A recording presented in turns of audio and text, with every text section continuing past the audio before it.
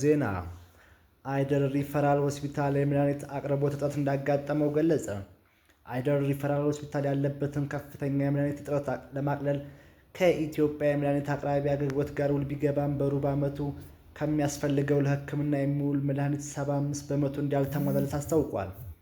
ሆስፒታሉ የመድኃኒት አቅርቦት እጥረት ሙሉ ለሙሉ ለመፍታት በተፈራረመው ስምምነት መሰረት መድኃኒት አቅራቢ አገልግሎት ከአስፈላጊው መድኃኒት መካከል 80 በመቶ በቁጥር ቀሪውን 20 በመቶ ደግሞ በአይነት የማቅረብ ግዴታ ይጥላል።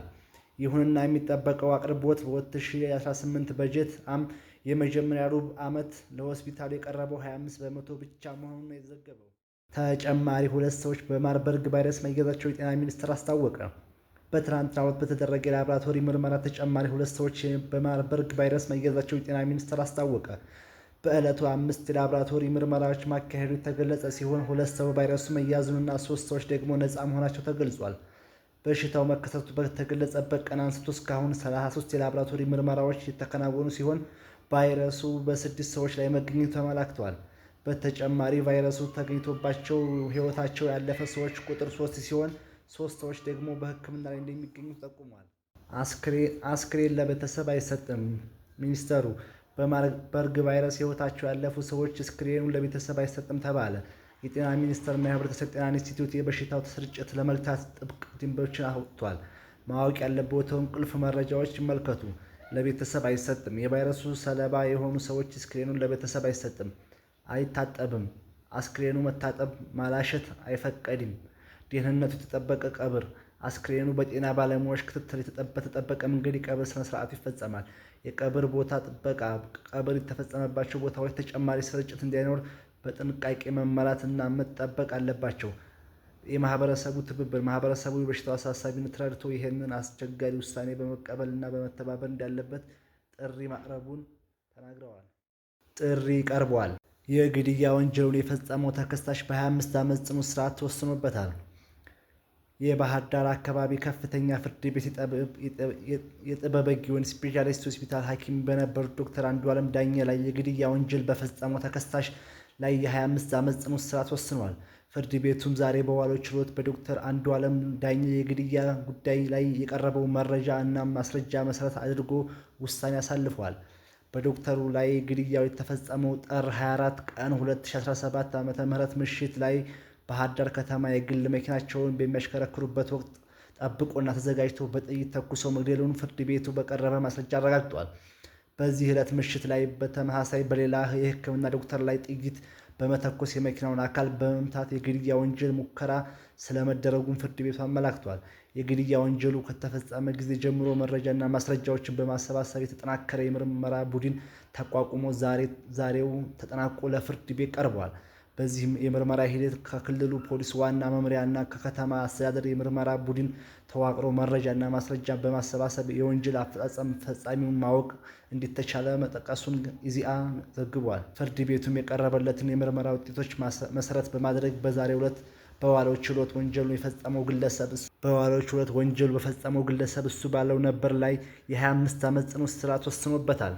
በአማራ ክልል ደሴ የኢሚግሬሽን ሰራተኞች ማህበር ብለው ደረሰኝ አሳትመው ፓስፖርት ከሚቀበሉ እያንዳንዱ ሰው 100 ብር ይቀበላሉ። 300 ሰው ቢስተናገድ በትንሹ 30 ሺህ ብር በቀን ይሰባሰባል።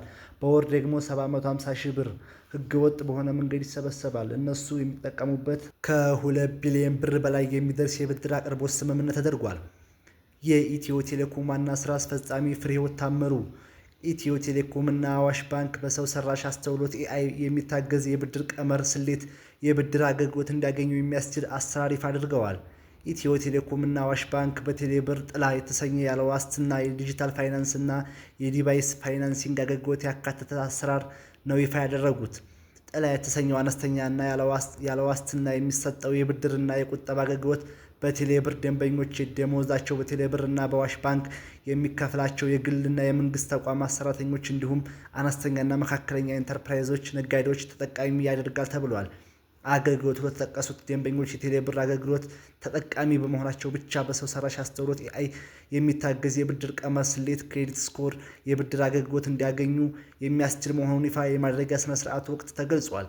ይፋ ለተደረገለት ዲጂታል ፋይናንስ እና የብድር አገልግሎት በዓመት በጠቅላላ ከ2 ቢሊዮን ብር በላይ የሚደርስ የብድር አቅርቦት ስምምነት መደረጉን የኢትዮ ቴሌኮም ዋና ስራ አስፈጻሚ ፍሬሕይወት ታምሩ ገልጸዋል።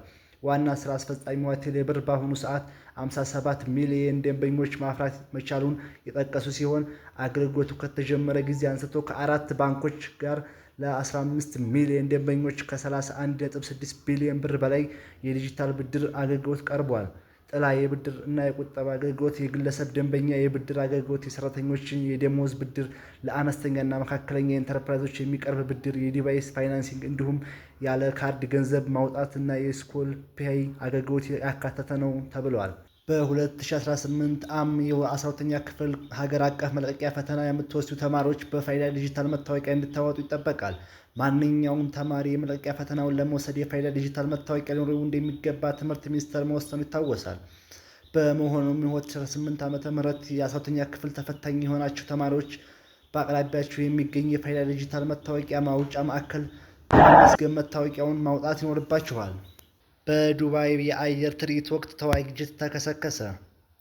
የህንድ የአየር ኃይል ንብረት የሆነው ቴጀስ አውሮፕላን ዛሬ በዱባይ የአየር ትርኢት ሲያሳይ አደጋ ደርሶበታል። አደጋው የአውሮፕላኑ አብራሪ ሕይወት ቀጥፏል ሲል የህንድ የአየር ኃይል በኤክስ ገጹ አጋርቷል።